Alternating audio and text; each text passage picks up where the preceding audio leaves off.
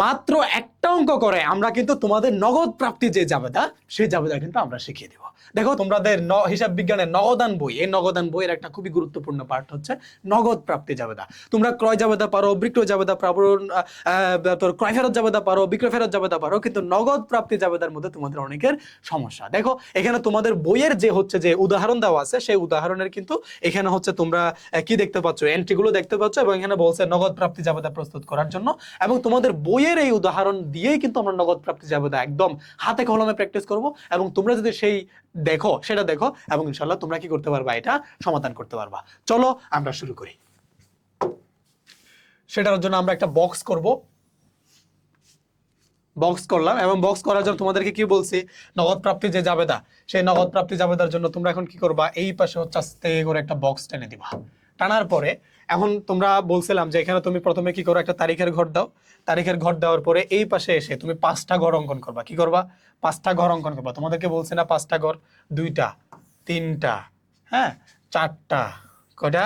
4টা। এরপরে তুমি দাও হচ্ছে যে 5টা। কি দিবা? এই জাস্তে করে টেনে দাও, ইয়াস। এরপর তুমি এখানে দিবা হচ্ছে 5টা। দিলা 2 4 5, 5টা দেওয়ার পরে তুমি এখানে কি করো, আস্তে করে হচ্ছে যে একটা ভাউচার নম্বর, তাই তো? আমরা ভাউচার নম্বর দেখেছি না? এরপরে তোমরা যদি একটু যদি তোমরা এর আগে স্লাইডটা দেখো, সেই স্লাইডের মধ্যে তোমাদেরকে এই যে তুমি না সূত্র, এই পাশে হচ্ছে আমরা সূত্র শিখেছিলাম, তাই না? আচ্ছা, সূত্র, এখানে আমরা হচ্ছে সূত্র বসাবো, তাই তো?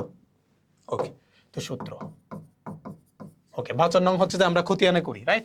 এর দাও, তুমি দাও হচ্ছে তারিখ, আর এখানে হচ্ছে যে এখানে তুমি দাও হচ্ছে যে কি, যেহেতু নগদ প্রাপ্তি, প্রাপ্তি হলে ক্রেডিট হিসাব খাত, তোমাদেরকে বলছিলাম না, তুমি দাও এই যে ক্রেডিট, ক্রেডিট হিসাব খাত, ঠিক আছে? ক্রেডিট হিসাব খাত। তো তুমি এখানে কি দাও, ক্রেডিট হিসাব খাত। তোমাদেরকে বলছিলাম কি, প্রথমে নগদ, নগদ টাকা পেলে নগদ ডেবিট, তাই না? বাট্টা ডেবিট, তাই তো?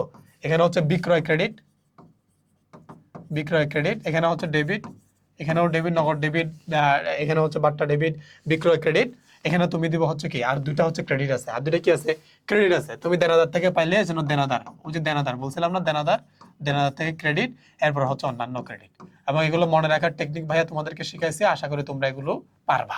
তার মানে বক্স অঙ্কন করে ফেলছে। এখন তুমি এখানে দিব হচ্ছে নগদ প্রাপ্তি, নগদ প্রাপ্তি, হ্যাঁ, জাবেদা, ঠিক আছে? তো আমরা লিখে ফেললাম নগদ প্রাপ্তি জাবেদা। ওকে, ফাইন। তো নগদ প্রাপ্তি জাবেদা লিখেছি, এখন নামগুলো আমরা লিখে ফেললাম। এখন শুধু আমরা এন্ট্রি যেগুলো আছে সেগুলো আমরা বসায় দেবো, ঠিক আছে?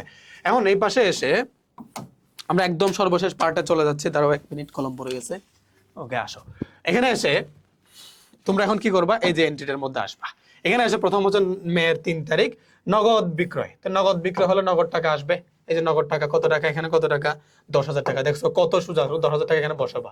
শুধু ঘরটা মনে রাখতে পারলে হচ্ছে যে তোমার হয়ে গেছে নগদ বিক্রয়, ঠিক আছে? তো নগদ বিক্রয়, তাহলে নগদ বিক্রয় হলো যে তুমি এখানে কি করবা, নগদ বিক্রয় হচ্ছে যে নগদ প্রাপ্তি যাবে, তাহলে বিক্রয় নগদ ডেবিট, বিক্রয় ক্রেডিট, কত? 10,000 টাকা দিলা। এখানে তারিখটা লিখে দাও। এরপরে আসো, এরপরে এসে তুমি এখানে দিব হচ্ছে কি 5, শফিক ট্রেডার্স এর নিকট হতে প্রাপ্তি। শফিক ট্রেডার দেনাদার ছিল, তাহলে নগদ বাড়বে 3,000 টাকা, নগদ 3,000 টাকা বাড়লো। এরপর দেনাদার ক্রেডিট হয়ে গেল 3,000 টাকা, বুঝতে পারছো? এরপর শফিক ট্রেডার্স, এখানে তুমি লিখে দিবে কি শফিক ট্রেডার্স, ঠিক আছে? শেষ। এরপর তুমি এখানে দেখো যে অতিরিক্ত মূলধন আনয়ন, অতিরিক্ত মূলধন, এটা নগদান হিসাব ডেবিট, মূলধন ক্রেডিট। 5,000 টাকা নগদ আসবে, 5,000 টাকা, 5,000 টাকা নগদ আসলো। এরপরে মূলধন তো নাই, এরপর অন্যান্যর ঘরে 5,000 টাকা বসাইতে হবে, ঠিক আছে? ওকে, ফাইন। এখন আসো, এই যে জামান এন্ড সন্সের নিকট হতে 4,000 টাকা পাওনার পূর্ণ নিষ্পত্তিতে 3,800 টাকা পাইছে। আচ্ছা, তো 3,800 টাকা পাইছে, এটাকে নগদের ঘরে বসাও। এরপরে হিসাব করতেছি, 3,800 নগদের ঘরে বসাইলাম, তাই না? এরপর বাট্টা, তাহলে বাট্টা কত? এখানে দেখো বাট্টা কত, বাট্টা হচ্ছে 3,800 আর 4,000, তাহলে বাকি থেকে 200।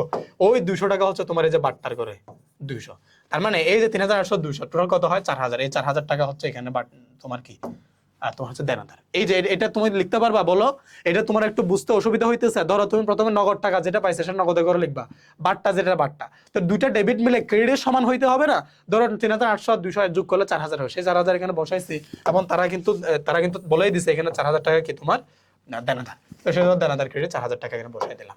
এরপর আসো, এখানে পুরাতন আসবাবপত্র বিক্রয়, আসবাবপত্র বিক্রয় করলে আসবাবপত্র হিসাব ডেবিট, নগদান ক্রেডিট, ও না, নগদান হিসাব ডেবিট, নগদ টাকা পাইছে, আসবাবপত্র হিসাব ক্রেডিট, তাই তো? তাহলে নগদের ঘরে 1,000 টাকা বসাও আগে। নগদের ঘরে কি বসাইলা? 1,000 টাকা বসাইলা। আসবাবপত্র তো নাই, তো আসবাবপত্রের এখানে তুমি কি করবে, 1,000 টাকা জাস্ট এখানে ক্রেডিট করে দিবে, ঠিক আছে? ওকে, ফাইন। এরপরে আসো, এখানে 1000 টাকা শেষ, এবার আমার কাজই তো শেষ, আমার কাজই তো শেষ। তাহলে এখন আমরা কি করে ফেলবো, এখন আমরা জাস্ট আমার যে কাজ আমি হচ্ছে জাস্ট একে টেনে দিব, মানে হচ্ছে জেল টানবো।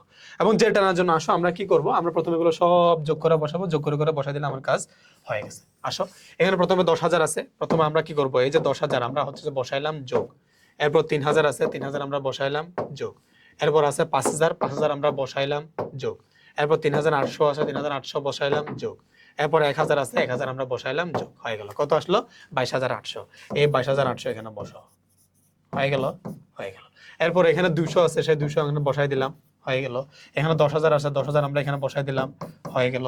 এখানে 3,000 আর 4,000 কত হয়েছে স্যার? 5 ও 7,000, সেই 7,000 এখানে বসাই দিলাম, যোগ করে দিলাম, হয়ে গেল। এখানে 1,000, এখানে 5,000, এখানে 6,000 হয়ে গেল, আমরা বসাই দিলাম, শেষ হয়ে গেছে। নগদ প্রাপ্তি জগতে পারবা? পারবা।